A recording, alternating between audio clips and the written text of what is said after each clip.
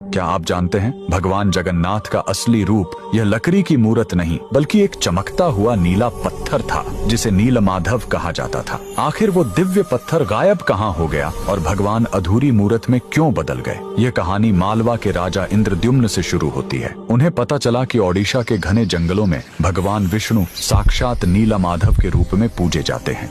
राजा ने अपने मंत्री विद्यापति को खोज पर भेजा। विद्यापति जंगलों में भटकते हुए आदिवासी सरदार विश्ववसु तक पहुंच गए, जो गुफा में गुप्त रूप से नीलमाधव की पूजा करते थे। विद्यापति ने सरदार की बेटी से शादी की और जिद करके गुफा देखने की बात मनवा ली। सरदार ने शर्त रखी कि वे उनकी आंखों पर पट्टी बांधकर ले जाएंगे, लेकिन विद्यापति ने चालाकी की। उन्होंने रास्ते में चुपके से सरसों के बीज गिरा दिए। कुछ दिनों बाद जब बारिश हुई तो सरसों के पौधे उग आए और विद्यापति को गुफा का रास्ता मिल गया। उसने तुरंत राजा को खबर दी। राजा इंद्रद्युम्न अपनी विशाल सेना लेकर घमंड के साथ भगवान को लेने पहुंचे, लेकिन उनके वहां पहुंचते ही नीलमाधव की मूर्ति हमेशा के लिए गायब हो गई। भगवान अपने भक्त विश्ववसु के साथ हुए धोखे और राजा के घमंड से नाराज थे। राजा ने रोकर माफी मांगी और अन्न जल त्याग दिया। तब आकाशवाणी हुई, मैं अब उस पत्थर के रूप में नहीं मिलूंगा, अब मैं समुद्र तट पर एक लकड़ी के लट्ठे के रूप में आऊंगा। कुछ समय बाद पुरी के समुद्र तट पर एक विशाल अद्भुत लकड़ी का लट्ठा तैरता हुआ आया। राजा समझ गए कि यही भगवान का नया रूप है। उन्होंने तुरंत आदेश दिया कि इस पवित्र लकड़ी से भगवान की मूर्ति बनाई जाए, लेकिन समस्या यह हुई कि वह कोई साधारण लकड़ी नहीं थी।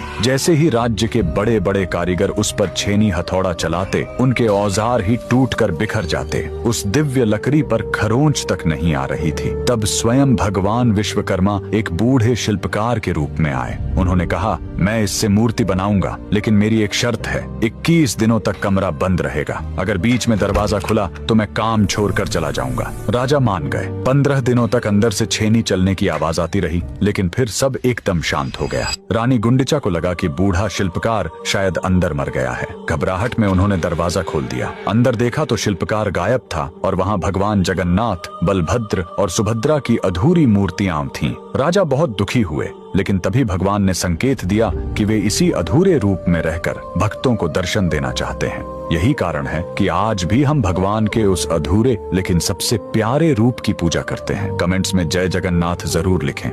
जिन जिन लोगों ने मेरे YouTube चैनल कहानियों का सफर को सब्सक्राइब किया है, मेरे पीर और मेरे गौसे पाक उन सभी पर अपनी रहमत करें।